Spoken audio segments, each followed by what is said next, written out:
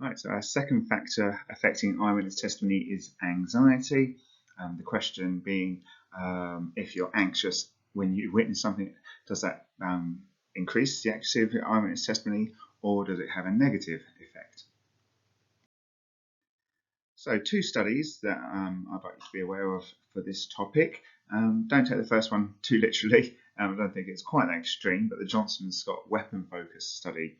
Remember that this idea, don't forget to talk about anxiety here. It's the anxiety from the presence of a weapon has a detrimental effect on eyewitness testimony because your attention is drawn to the weapon, meaning that you struggle to give details of anything else. And in this one, this is one where people are waiting to take part in a study, but they actually don't realise they're in the study already. In one condition, they hear, I think, a discussion, and the person comes out with holding a pen with grease on his hands. But then in another one, he's got a paper knife and blood on the hands. And basically, when they subsequently had to do a recall task, recall was worse in the second condition, suggesting that people had their attention drawn to the weapon from the anxiety that it would cause. Okay, so that's one source of evidence that would suggest that anxiety has a negative effect. But then we've got a real life study, Yuille and Cutshall in Canada, a real life incident where somebody was shot.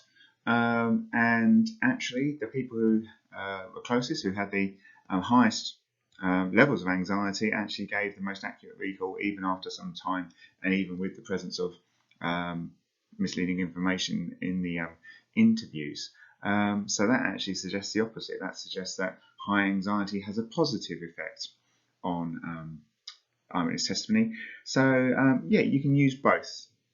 In an exam, it's good to have both at your disposal. Now, why might this be? Well, the Yerkes-Dodson curve, or inverted U theory, suggests that you want a medium level of anxiety. You don't want it to be too low, because then you're not interested. You don't want it to be too high, because then you're quivering wreck. You want it to be somewhere in between. You can apply this to many different factors. So moderate anxiety giving the best performance in terms of recall. So that's something just to bear in mind when talking about this topic. Now, if you have to evaluate this research, then there's a lot of standard things to take into consideration. Once again, make sure you put it in context, make sure you're referring to the actual studies and the implications of them for this topic. So yes, the Johnson and Scott one has got a higher level of control, so the distance from the event, the view of the event, and things like that. But potential demand characteristics, the people were taking part in a study. Yes, in theory they thought they were waiting to take part, but you never know. They might have guessed that something was up here.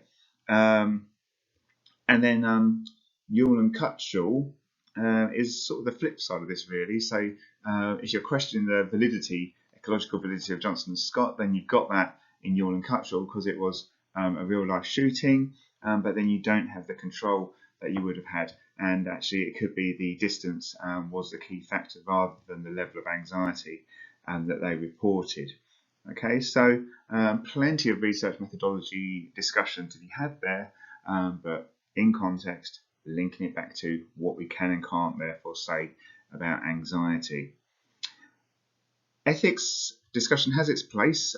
Please think, does this study really warrant an ethical discussion? Of course, every study has to give consideration to this, but for an exam, you want to think, are there issues? And there are in this one. So potentially Johnson and Scott, they're thinking that somebody has been quite seriously injured, perhaps, in the room next door. And Yuille and Cutshall, you're asking people to recall a very traumatic event. So protection from psychological harm is probably the most obvious one to consider here. It's not saying that you can't do the research. It's not saying it's wrong. But you have to do that. So providing additional support, say with Yuille and Cutshall, counselling if required.